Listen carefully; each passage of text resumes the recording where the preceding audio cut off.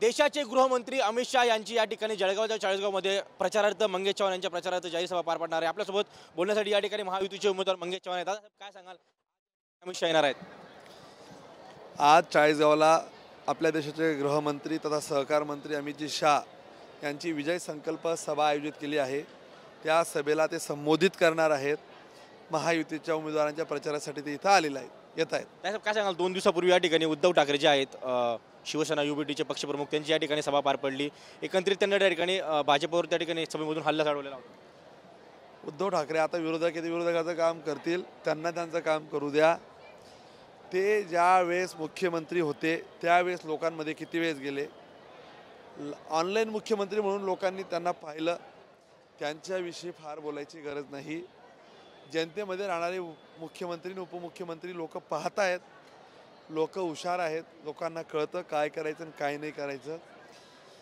तुम्हाला 23 तारखेला नतीजे समोर येतील। लाडकी बहीण माझी, लाडका युवा, सगळ्यांपुढे आपुला, शेतकरी हवा।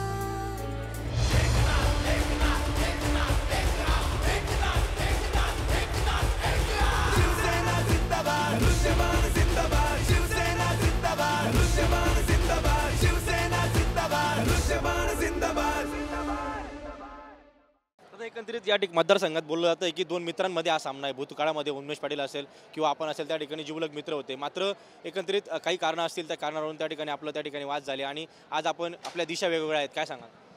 काही वेगळी कारणं नाहीत। ते खासदार, त्यांना पक्षाने ज्यावेळेस खासदार केलं त्यांनी घरातच उमेदवारी मागितली, बायकोलाच उमेदवारी द्यायचा आग्रह धरला, 20-25 उमेदवारांना उभं केलं, मला पाडण्यासाठी पूर्ण प्रयत्न केले। 100 लोक त्यांच्या तोंडावर सांगायला तयार आहेत, पार्टीच्या विरोधात काम केलं। नंतर खासदार झाल्यावर या मतदारसंघात मुतारीही बांधू शकलेला नाही। सर्वात अपयशी खासदार म्हणून ज्यांची ओळख आहे ते म्हणजे उन्मेष पाटील। उलट त्यांनी असं सांगतात की मी देशात 10वा होता, असा देशात कुठेही 10वा खासदार आलेला नाही, असं अधिकृत कुठेही रेकॉर्डवर नाही। कुठल्या तरी एखादी NGO म्हणते की हा 10वा तो 15वा, असं होत नाही। लोकांची दिशाभूल करणारा खासदार म्हणून लोकांना माहिती आहे, थापाड्या खासदार म्हणून माहिती आहे। माझ्या विरोधात त्यांनी पक्षविरोधी काम केलं, त्यांना पक्षाने नंतर काय निर्णय घेतला आपल्या डोळ्यासमोर आहे। मला त्यावर फार बोलायची गरज नाही, लोक त्यांनाही उत्तर देतील। आपण बघू शकतो की उन्मेष पाटील यांच्यावर बोलण्याची मला फार काही गरज नाही आणि लोक त्यांना त्या ठिकाणी उत्तर देतील अशी प्रतिक्रिया या ठिकाणी महायुतीचे जे उमेदवार मंगेश चव्हाण यांनी आपल्यासोबत दिली आहे। कॅमेरामॅन आप्पासाहेब सो मी खेमचंद कुमार, TV9 मराठी, चाळीसगाव, जळगाव।